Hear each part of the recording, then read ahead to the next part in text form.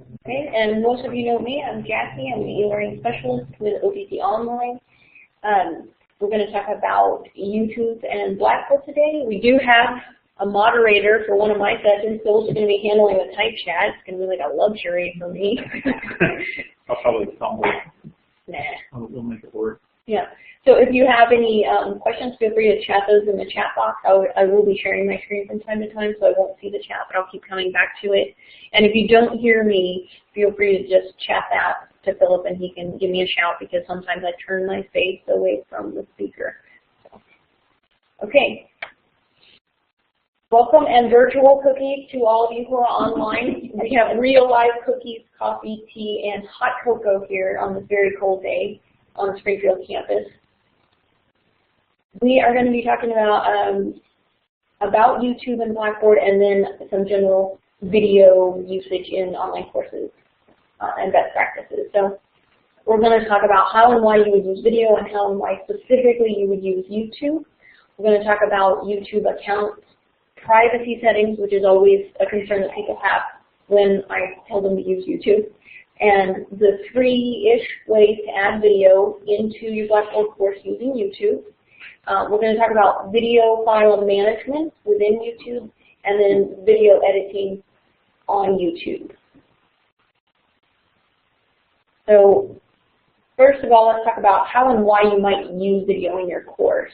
Introductory videos are great. We encourage our instructors here on campus to, and our online instructors especially, to post an announcement welcoming their students to class with the video. Not everyone is comfortable with that, but if you are, it's a great way to sort of let your students see who you are, get the tone of your voice and the things that aren't necessarily communicated easily through text. It really humanizes the course. They know that you're a real person, not a robot.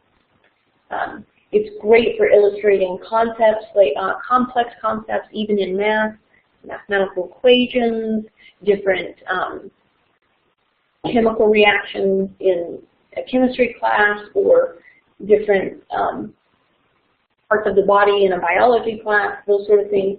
Really complex concepts are well communicated using video. It's good for feedback, especially if you have like sensitive feedback that you don't want students to take the wrong way and get upset about. If you do a video of yourself and you explain it, they get that same face-to-face sort of communication from you. And then an important thing to remember about how to use video is to use short clips. Even if you're demonstrating something that would take a long time, breaking it up into chunks is easier for students to remember. It's better for the short attention spans that we all seem to have. And 5 minutes is just about magic. If you have a really engaging video, and I'll talk later about a specific YouTube channel that has a lot of great videos for instructional purposes, and their videos are usually around 12 minutes, so they're really highly engaging. And they even have at about the 5-minute mark, they have a break where they do something different to sort of break it up. But when you're giving a video, 5 minutes is about magic, and you don't want like a talking head for an hour. Nobody wants. Yeah. Okay, so how many of you use video in any of these ways or any others in your courses? Anybody? And Rhonda uses them. We were talking about that in our earlier sessions, yeah. I think, Susan, don't you use, I think you use video in your course, but not videos that you've made. Intro video and the illustration concepts, yeah. I think they did. Rhonda is developing the nursing hybrid program here, so yeah. Excuse me. And Christina actually shot a lot of video over in the sim lab for all the allied health departments, so they use this a lot, so that's great. Okay, when you're using YouTube, you do have to have an account. You have to have an account. You have to have a login. You have to log into YouTube in order to add videos. If you want to use videos that are out there on YouTube that you could just find, like a funny cat or whatever, you can do that. But if you want to create videos and use them in your course, you have to have an account. Online has an account, and we are happy to post things in that account that you can embed in your course. Those would be, we can put them in as unlisted or public, so we let you make that decision. Or you can have, some departments have a departmental YouTube site, or you can have your own personal site. Using YouTube doesn't mean that all of your students can see all of your YouTube videos unless you already have those videos out there public and then they can see them right now. So if you have like embarrassing dancing videos, you might want to change privacy settings. But using YouTube in Blackboard doesn't give everyone access to that. And but you do have to have an account that you can log in with. If you have a Gmail account, you have a Google account, which means you have a YouTube account because Google owns YouTube. But you do have to activate your channel, and that's just as simple as going to YouTube, clicking log into YouTube, logging in with your Gmail credentials, and then it'll go to that next step, like find your favorite video. Yeah, set up. Do you use that to upload it? Mm-hmm. Then you can Email through your Gmail? Not through Gmail, but when you log in. Yeah, it's the same login is what it is. Okay. So. All right, so we're going to talk about privacy settings, and I apologize, this should not say private. It should say unlisted, and I have not corrected this slide, and I've given this presentation 10 times, and I keep forgetting to fix that. So in YouTube, there are 3 privacy settings. There's public, unlisted, which is this, and then private. Now, for public, that means anybody can see it. If I go to YouTube right now and I Google funny cats dancing, that's a public video. It's searchable on YouTube, and it can be used with the mashup function and the video everywhere function in Blackboard. So there's 2 different functions to add videos. So anyone can view it if it's public. If it's private, it can only be viewed if someone has the link. So you can take the URL and email it to them and they can access it, or post in your course and they can access it. But it's not searchable in YouTube, and it can be used in Blackboard with the video everywhere. But it has to be either public or unlisted to show up in the video everywhere tool. So, okay. The only view with the link was really unlisted or private? Unlisted, yeah. This should not say private. It should say unlisted. But you said there is a private as well. Yes. I think most instructors, I personally use the unlisted link in my courses. The reason I do that, I keep things that I want to share public, and things that I want to share, just with the class as unlisted, because I don't want other students or any other person on YouTube being able to go in there and look at what I'm, There may be some things that you want to share publicly, but just be mindful, I think, of how you're sharing that content. There you go. Is the video everywhere default? What does that mean? Oh. The bottom one. Is video everywhere. It is in the wrong place. In the video everywhere, default setting when you record it, because there's 2 functions and 3 ways to add video. That'll make sense in a minute. But by default, when you're recording a video directly in Blackboard using the video everywhere, it goes in as unlisted by default. So if you wanted to make it public, if you wanted to make it public or private, you could. Now, private means that you have to know the people that you want to view it. You have to know their login, their username, and you have to manually add each person you want to view it. So private is not really effective in a classroom setting, because then you would have to do that for every student you want to put in there, and some students won't have a Google account, and so it's not a great setting. So, and then unlisted. Okay. So the 3-ish ways really utilize 2 functions, and we'll see a demonstration of that live in just a second. There's the YouTube mashup in the mashup menu, and it is for public videos. You can use it for your own videos if you set them to public, and it's great if you find a public video out there that does a really great job of illustrating concepts you want to share with your students. I should mention these are all in Blackboard. Yeah, these are in Blackboard, and I'll go through a live demonstration of how to do each of these in just a second. The video everywhere, you can record directly from your webcam. And then the other video everywhere function allows you to browse videos that you previously uploaded to your account. So those are the 3-ish ways using the 2 functions in Blackboard. So, okay, so let's go ahead and look at that. So,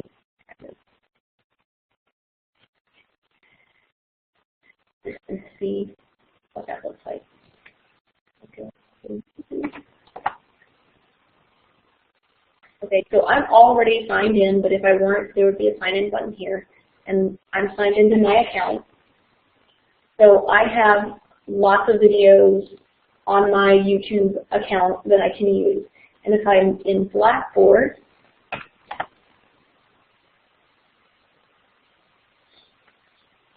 and I want to post a YouTube video from my account or one that I found publicly, I can do so anywhere I have the text editor, and that is this box right here. And you may not see all the tools, you may see only one line, and if that's the case, just click the down arrows on the right-hand corner, and that will expand the toolbar to 3 lines.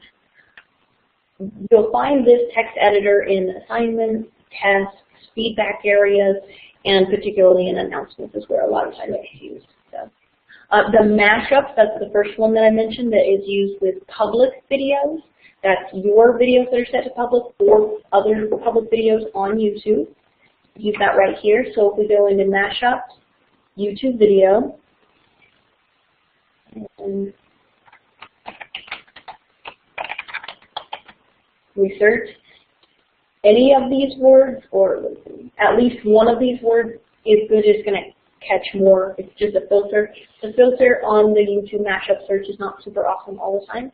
So if you know exactly the username and the title of the video, that'll get more accurate results for you. So I'm going to search for crash course, and these are videos. You can see they're by crash course is the username. So that's why it's pulling up a lot of those.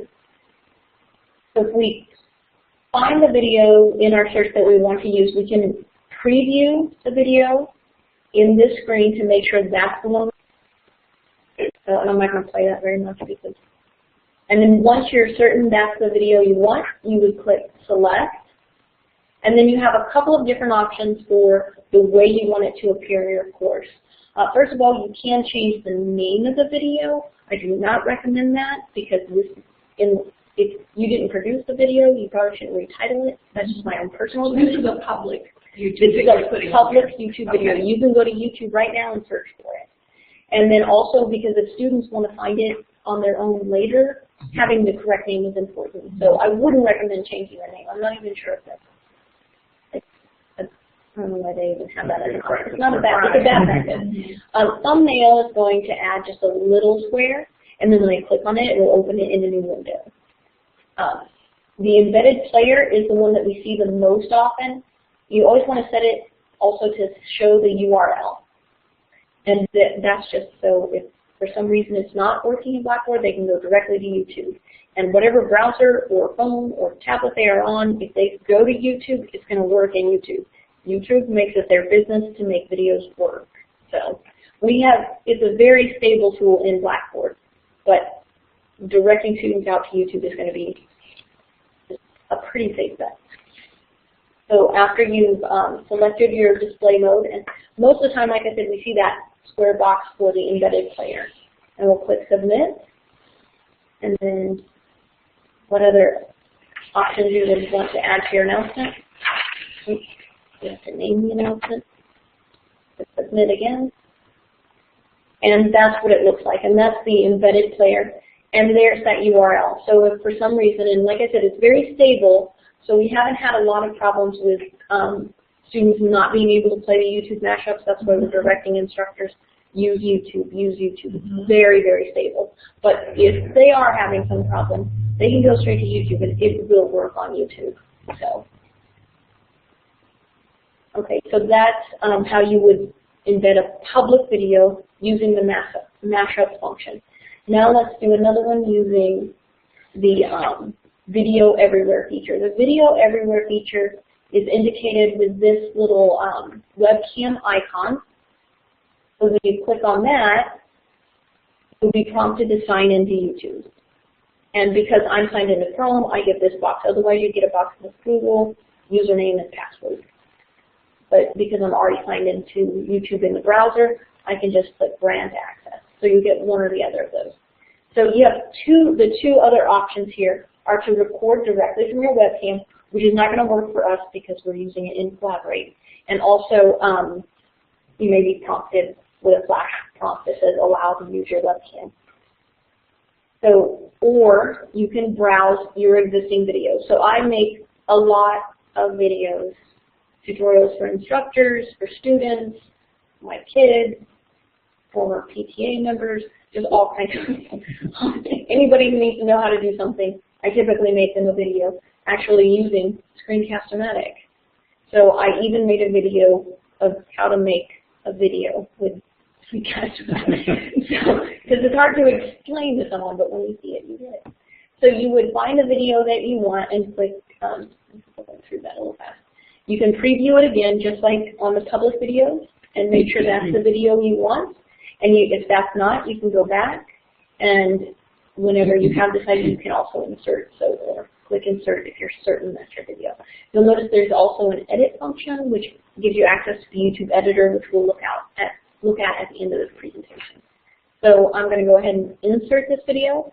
And again, I have These are pre-recorded videos. These are recordings that I've done and I've uploaded to YouTube. My account. To your account on YouTube. Exactly. Okay. So nobody else can see those on YouTube under your account. Unless I made them public, which I have. Yeah, exactly. So if I had made them unlisted, then I would still be able to use them here, but the whole wide world of YouTube would not see them. Right. Because it's unlisted, like an unlisted phone number, you can't. Exactly. Phone book, if you will. Exactly. Perfect. So we have a couple of options. This is the size that it'll appear, and this is that same proportion as the box that we saw earlier. Or you do have the little thumbnail that will open in a new window. And we'll go ahead and check thumbnail this time just so you can see the difference between the two. Is there a reason why you do one or the other? I prefer the thumbnail if I have more than one video that I'm going to have them watch. Without having to scroll, it puts them in a smaller format so where you can have one on top of the other. So. It takes up a lot of space. So if you're going to have several where you have a lot of just content on the page in general, a thumbnail might be just less space, less overwhelming. But it should work the same way. Oh yeah. So we'll click insert and submit that and save restrictions. Okay, so you'll be able to see the difference between both the thumbnail and the embedded. So this is the thumbnail and this is the embedded video. Now the embedded video looks like right on the screen, or they can open it in YouTube by clicking on the title or the URL. Then the video that's a thumbnail will open in a new window and play. And again, they can click straight here and it will open in the browser. So. But it shouldn't be difficult for them. It's more difficult regardless of which way it is. No, it'll work the same either way. It will work just fine. When you clicked on the thumbnail, what happens again? It opens in a new window, and if students if they have a pop-up blocker that's set really to block just everything, that could be an issue. Also in Internet Explorer, which we don't recommend when you're using Blackboard anyway, it can block those and reroute you or just not do anything. So those are issues to look out for if you have students who are using IE, which they shouldn't be using in Blackboard, or if they have a pop-up blocker that's blocking everything. But then again, they do have the URL, so they can. And if they don't have the URL, thumbnail's what I'm saying. Exactly. Okay. And to work around that, you can go to YouTube and find it and include it. Yeah, and just copy it and paste it in the text. Okay. Yeah, that's a good point. So that is the. Jackie, just real quick. I mean, going back to the video everywhere feature, why you would use one, the video everywhere versus the mashup. I like the video everywhere feature because I can access my library of videos. So when I'm giving feedback to students, sometimes I give them video feedback. If you find that students are repeating the same problem over and over, you can just pull that one video that relates to that problem and repurpose it every time you see that from your library. So your library could be, very general to apply to lots of different things that you may see popping up over and over. Whereas if you're using the mashup, it's you searching for a video that somebody else might have.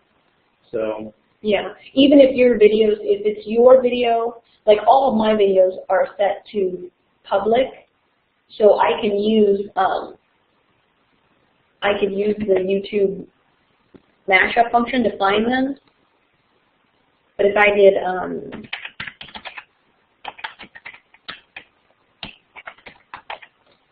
Screencast-O-Matic and I did at least one of these words and I searched, mine is not going to be the first one that comes up or in the hundreds of, you know, and I want to use my video. So if you have a video in your account using the Video Everywhere feature and browsing for it out of your account videos, you're just going to find it a lot faster. And then if it's unlisted, then that's the only way. Were you going to talk about the other option of just going to YouTube, finding the link, and then putting the link in the course? Yeah, you can do that as well. If you don't want to have the video either here or there, if you just go to YouTube and copy the link address, you can just post it in there. And maybe with the description of please Yeah. see the following. Yeah, this video, blah, blah, blah. yeah. You didn't. No, I didn't. I didn't. And you can even, yeah, you can use like,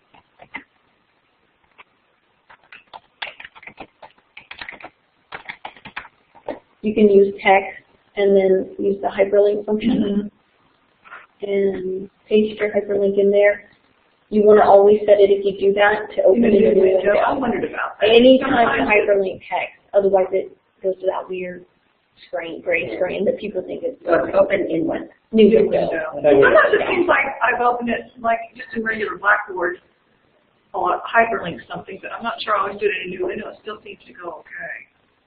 Yeah, Depending on what it is. if you click on it, it'll go to another screen that's sort of just the background of Blackboard without your menu or anything, and it has the link there, and it tells students, oh, it's outside of Blackboard. Yeah, it's kind of confusing to students. It's hard for them to navigate back if they don't Yeah, to Make get sure back. it's new window. New window. Okay. New window makes it easy. Okay. I always wondered about that. And then anytime you have a hyperlink, you want to add the title in there for the alt text for the screen readers for students with disabilities. So Oh, you do what? add a description, Oh, and that's okay. for screen readers. So, I'm going to cancel all of this. I've done that. Name it and then hyperlink to what it is. Sometimes that's the easiest way. Rather than use the mashup, find a video on YouTube. It's easier to find that way. Yeah, I've had trouble finding videos that are public on YouTube and getting the search in YouTube to find it. The best tactic I've found is taking note of the username and the title of the video. So typing the username and the title of the video. And if we try that with my Screencast-O-Matic video, which is titled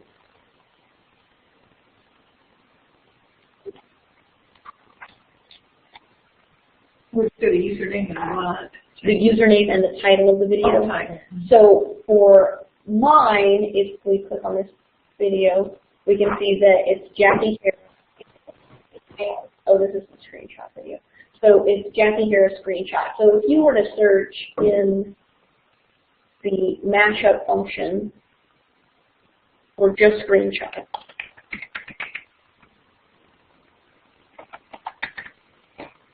and any of these words, or at least one of these words, you find millions of videos. But if I did Jackie Harris screenshot, that's the first one that's going to come up. Is mine. Okay. Jackie Harris echo. So that's when you're doing the mashup. That's when you're using the mashup, yeah. Knowing the username from YouTube and the video's title will help you narrow the results. So does anyone have any more questions about videos, any video anywhere? Well, you said that. Okay, so there's video everywhere where you record from your web. So you're doing your own. Is that what you just showed us? Or is that from your account?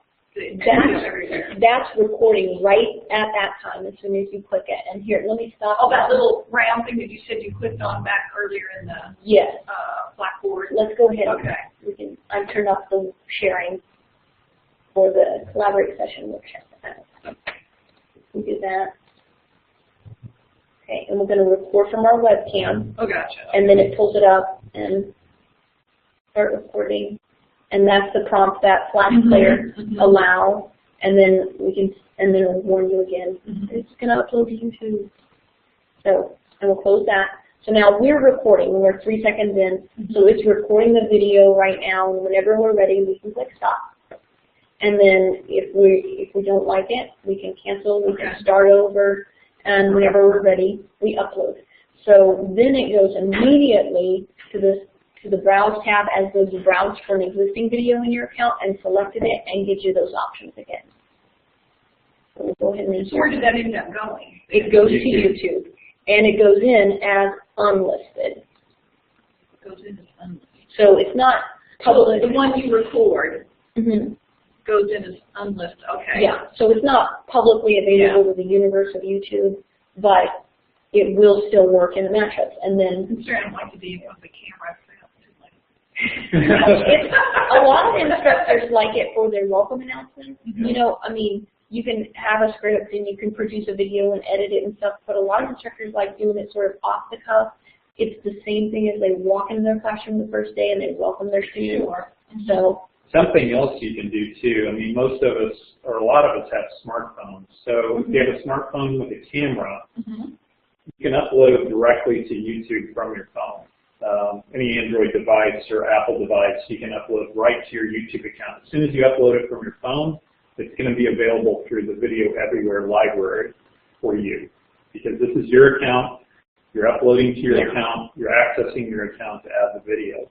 So if you don't have a webcam or you prefer to use your phone, even if you don't record video, you can record your voice. Right. yeah, You know, basically point it at the ceiling, record your voice, and upload it to YouTube. If you wanted to just have audio, or put a picture in there instead of you know, your image. So there's lots of ways to capture the image.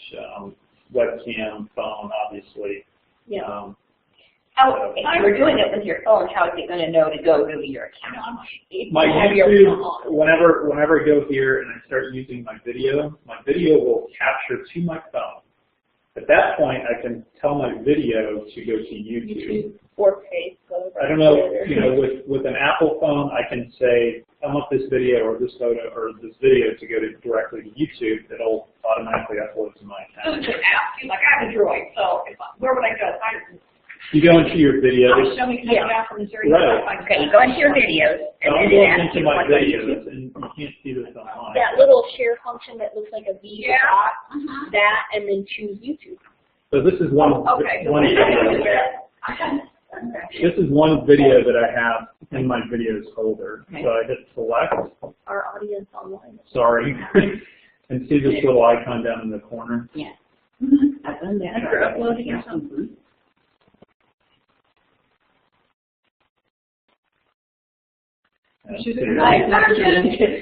Cookies and access to the website. That's a benefit of local I can send it to Facebook. So if I go to YouTube, this is a long video, so there are limits to the video. But if it were 15 minutes, I could upload it right there, and then it would be in my account. But I see. So then you could access it. Right. Yes. I mean, Yes. Yeah. So if you have why not just go to there? Or maybe see You can do it either way. You want to upload when you're looking. It's nice if you're out and about, if you have a class and you want to capture something for your class that you're seeing that you want to share with them anywhere you are. I got it. Yeah. Instead of in front of your desk.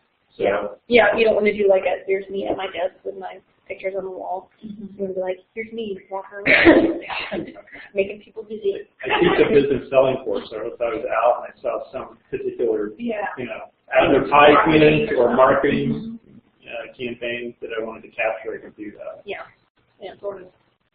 So you can use upload your cell phone videos to your YouTube account, and then access it. Okay. And if you need help, Android or Apple, if you haven't done that before, we can definitely help. Android.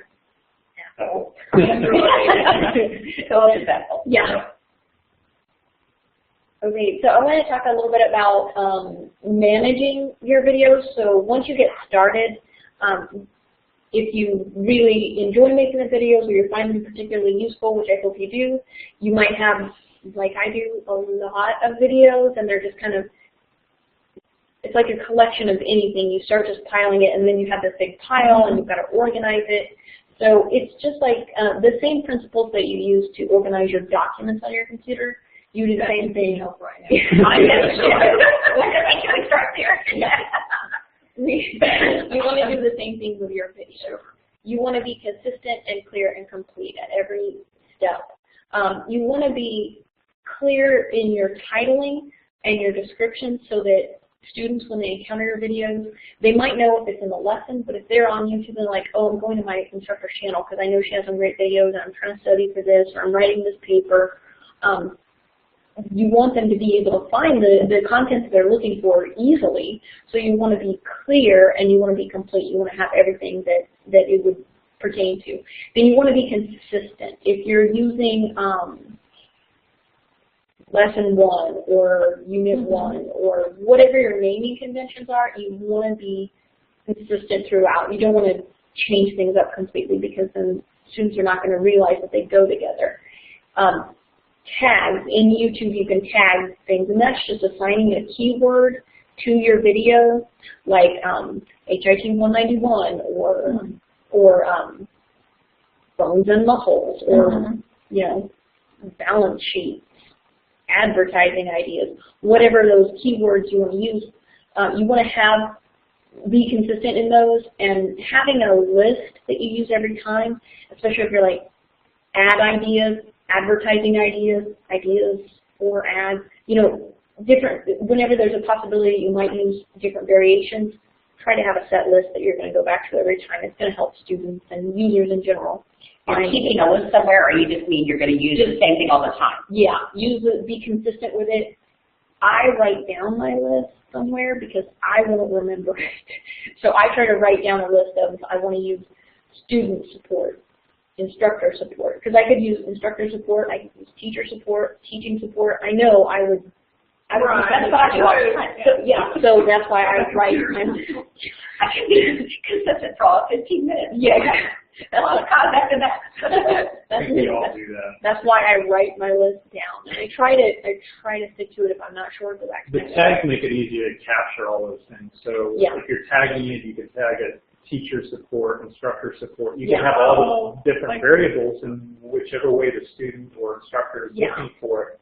You know, as long as you tag it with those keywords, it'll pull it up. Yeah. How do you put them there? We'll show you. Oh, okay. So they're like keywords. Yes. And you want to put more than one then. You want to put several possibilities. Like when I make a video, I usually tag it with Blackboard 9.1 Service Pack 11, because that's our version and our Service Pack. And that way, when we upgrade to Service Pack, hopefully soon,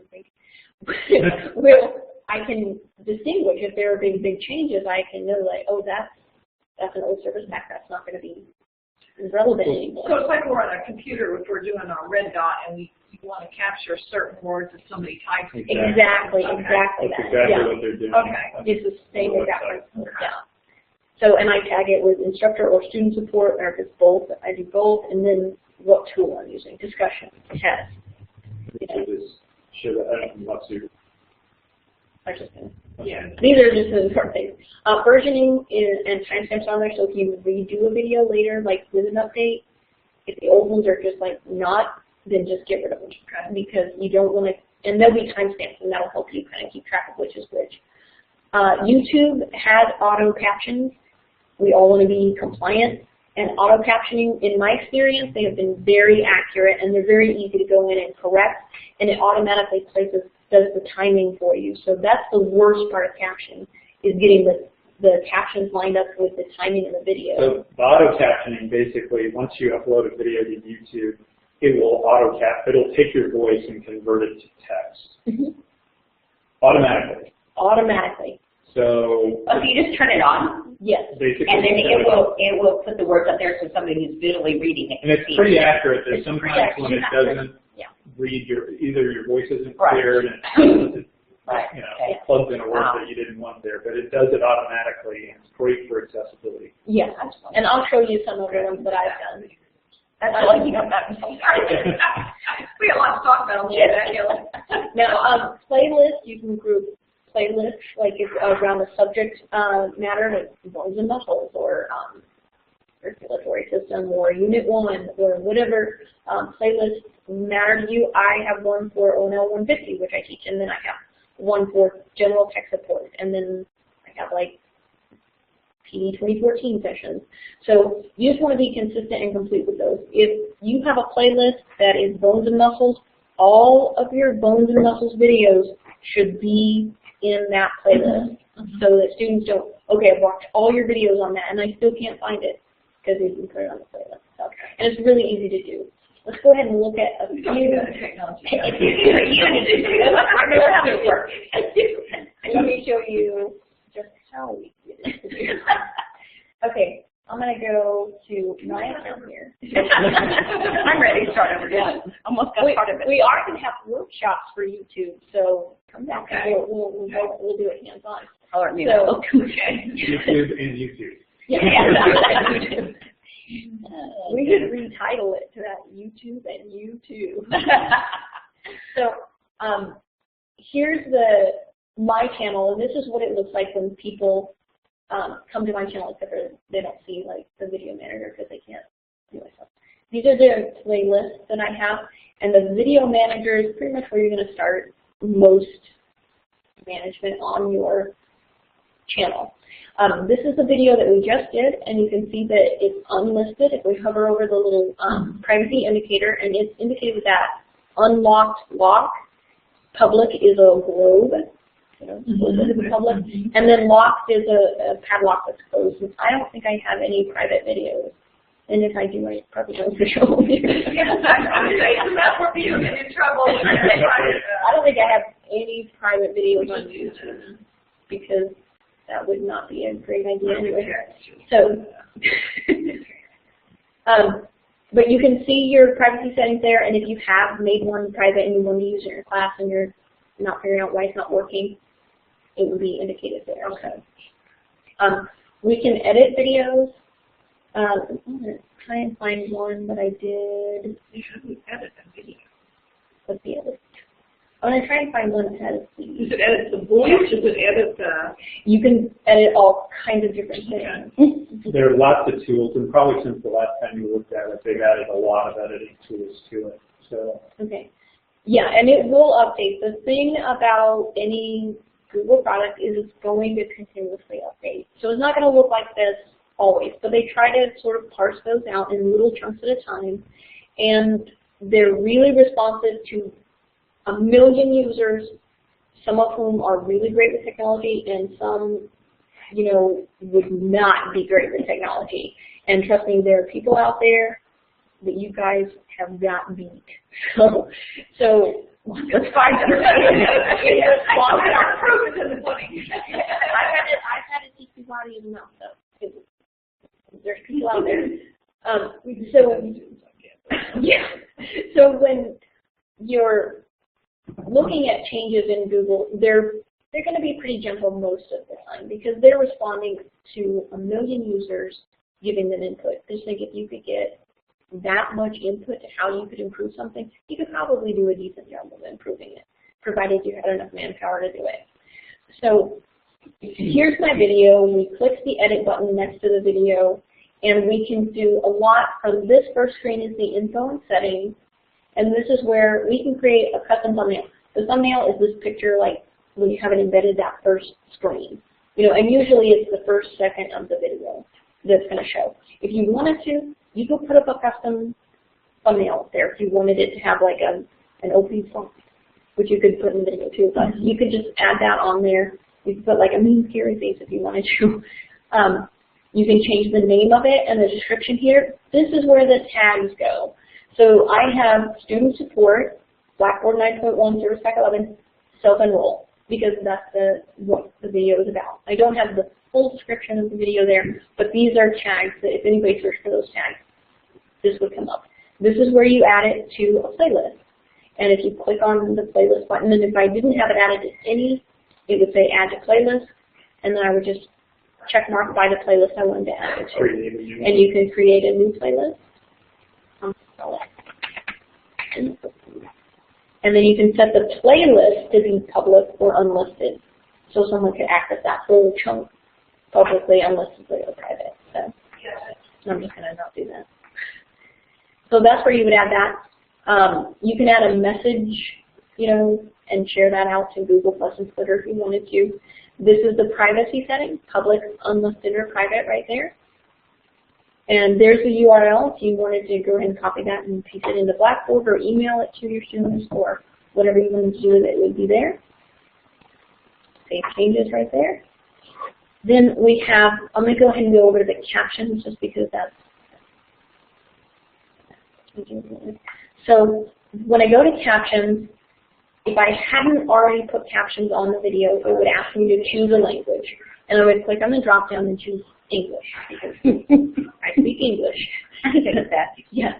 So now it's set to English automatic, and if I click on that, it'll go through to the edit screen, and it will play the video automatically, which I paused it because I hate it. But it does that. And it has all of the timestamps, and you can see them here. You can edit them down just by clicking on them. Oh, sorry, edit. So if it thought you said something you didn't say and you wanted to fix it, you would do that here? Okay. Yes. So you would just click in here and change it, and I'm pretty sure that for this one, it wouldn't. I can't remember. I have those because I can't remember. I think it was Vera, but I'm not sure. So, and I haven't noticed, tend to speak quickly. I don't enunciate. I have not edited these captions. I clicked make it English and went, and it is fairly accurate. The name, I'm pretty sure, is wrong. This video will demonstrate for students how they can enroll themselves into the active site. You want to send them to the course link, which I included. I think the word active is wrong here. I might correct that. But you can see it's pretty accurate just right off the bat.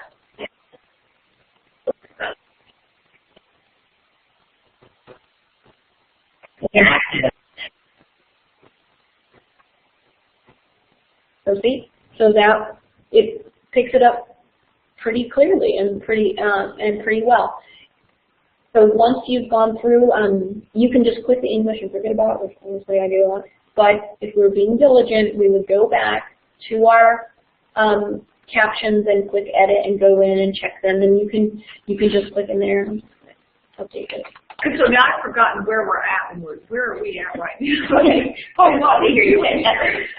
That's not a problem. We'll go back through that because it is kind of it's a lot to take in. If we are at YouTube and we're logged in, which I'm logged in right now, if I go to my channel, video manager, and edit on any of those videos, and it'll take you to that same area where you can put the subtitles. And see, this is where I don't have subtitles, so I can do English, and then I can also upload a file, and I can transcribe the timings and settings and do it manually, or create new captions. I'm just going to let it do it automatically because, well, I'm a stalker. And, it's much easier for me to do it that way, and because the timings especially, it places it. Rhonda asked a question, and she asked basically, are videos tracked through Blackboard or YouTube? As far as tracking, as far as the analytics, if somebody watches a video through, and I believe it's anytime you're linking to YouTube, anytime you're going to YouTube, it's tracking through YouTube. It's tracking through YouTube the number of views. So if we go back to, say, my site, then I can go into, see, like this one has no views, so sad. But this, oh, that's not my video.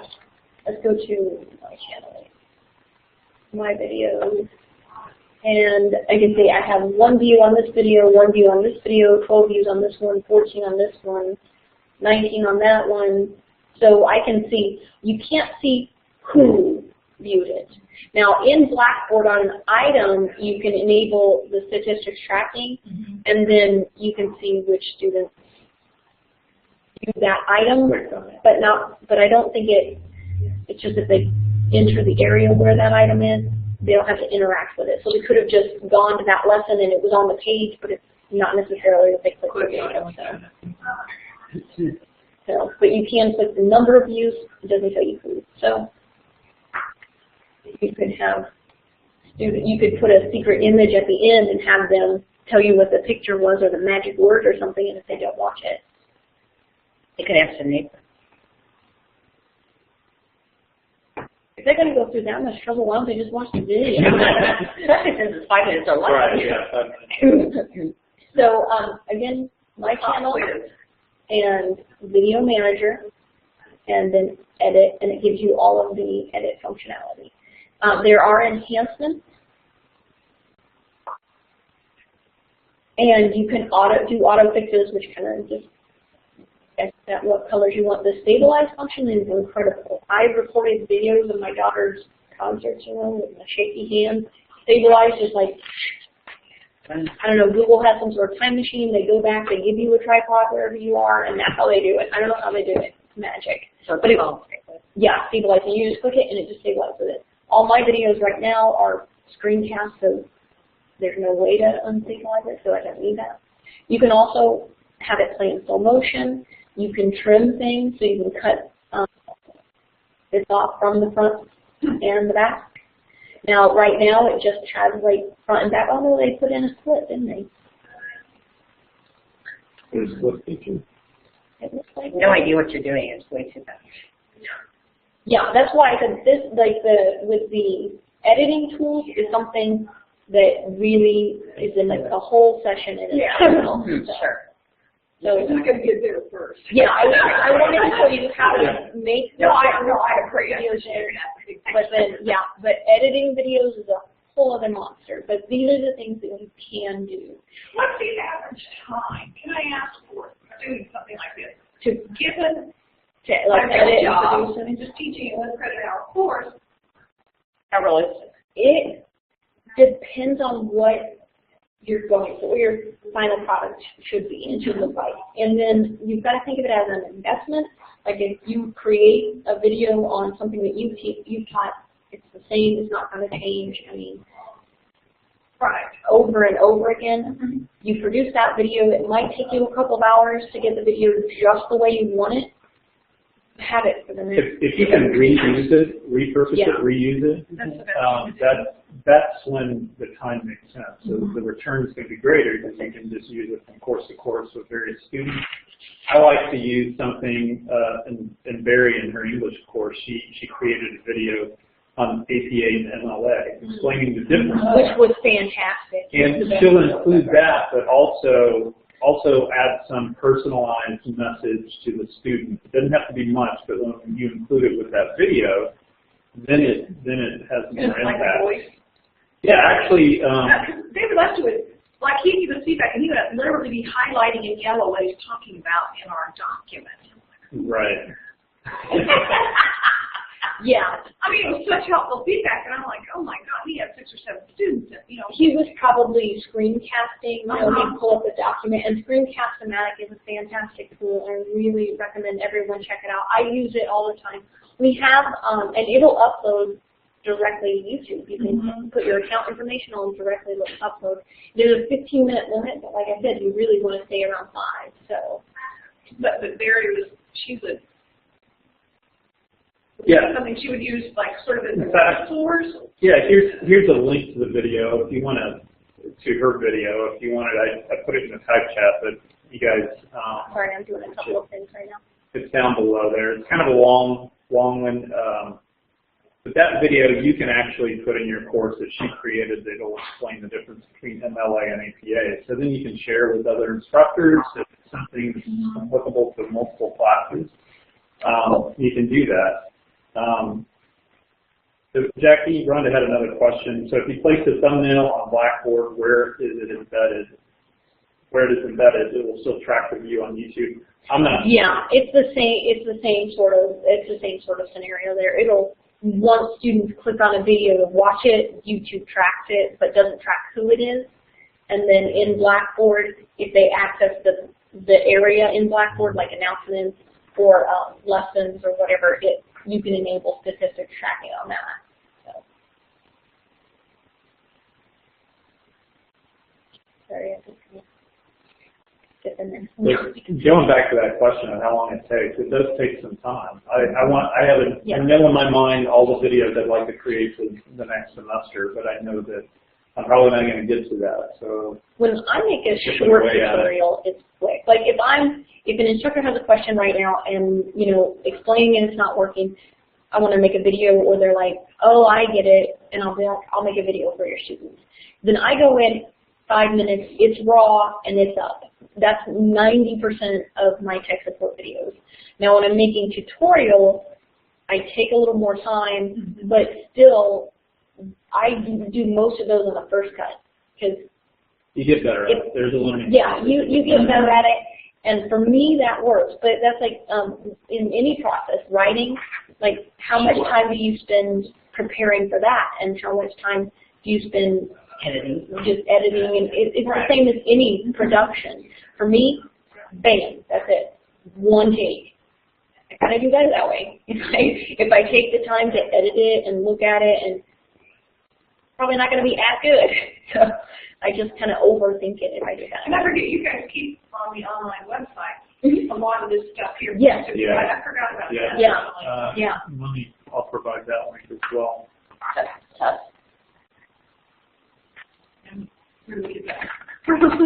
So did you write that down, or who did that? Basically the OTC online webpage or YouTube channel. That's it. So if you just go to youtube.com/user/OTC Blackboard all together, or you can just go to YouTube and search OTC online all together. All is one word. Yeah. You'll find it. OTC online, one word. OTC online, one word. OTC online. If you do it up there in the search, yeah. I mean, you can do it. It'll take you right there.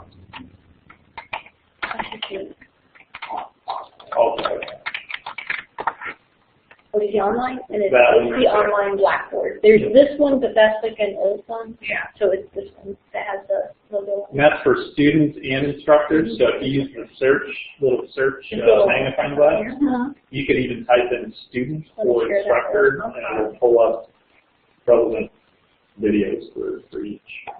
Or a tag, if you're thinking grade center. But you don't have that connected to your OTC regular webpage? We have a link to it on our webpage, but yeah, this is separate. Okay. And then a lot of the videos, I just have them go straight to mine. So I made a tech support list, but if you go there, that has a lot of the videos. If you don't find it here, check my tech support. Because a lot of stuff, I just make it rough cut real fast, goes right in. So. I have to agonize over things. I just don't know. And for some people, I just agonize over things. Analysis paralysis. Yeah. You myself in a lot of trouble. No, you just type into the. So here's my tip for that is do not get overwhelmed. So just, there's a lot there. You can do it, and just, we're here to help whenever you are ready. The office workshops in January, which is actually accurate. That's from an older slide, but yeah. Now, when you do a workshop, what does that look like? Workshops are only here in person, lots of treats. Then people come in with a project. If you have something that you're happy a on. welcome video or something else. We've got, you could use our office. We've got stations here. Yeah, you can record here, or if you have the recording and you're working on editing, or how do I do this, come in with a project, and we will sit down with you and we will get you. Because I have a webcam, actually. Yeah. I actually do, too. Do you? People may say, hello, I'm telling you behind. I'm going to say, no, she isn't.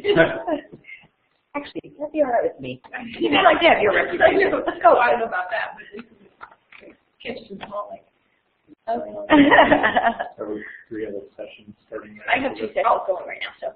Oh, okay. Yeah, we piled up. You're totally fine. The other one's not up yet. They've got 5 minutes. Thank you for the tea. Thanks for the information. Thank you all for Yeah. coming. You know how you say 5-minute YouTube videos? Tell me when you get to the trainings that are 5 minutes worth at a time. The training. Because you don't feel well. I I was doing well with you for the first 5 to 10 and then, minutes. yeah. And then, I mean, I wrote things down and I watched, but it's like, and you do talk really fast. I know. Which I wouldn't mind if I wasn't trying to write things down. Well, that's You know, I'm just like, wait a minute, you're clicking too fast for me. Wait a minute, you're talking too fast. So starting by just embedding something, looking at That's what I think too. it, and do it from Maybe we could come in and have a. Want to? We're going to have, we have all of the sessions recorded and posted on our website. Okay, that's good. The How do we innovation get to it? showcase is, I don't know, have you been to the I'm going to site? stop our recording, guys. I don't even know how to go there. If you have questions, thank you for coming. Yeah, And we have another question we'll coming send right you up a too. We're going to jump over to that one. jury, is that Mhm, one? Okay. mhm. Yeah, it's